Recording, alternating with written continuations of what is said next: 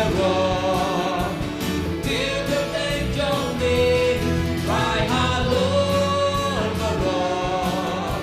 Ang ganda kong mami, ogiwan, given na, ya ching round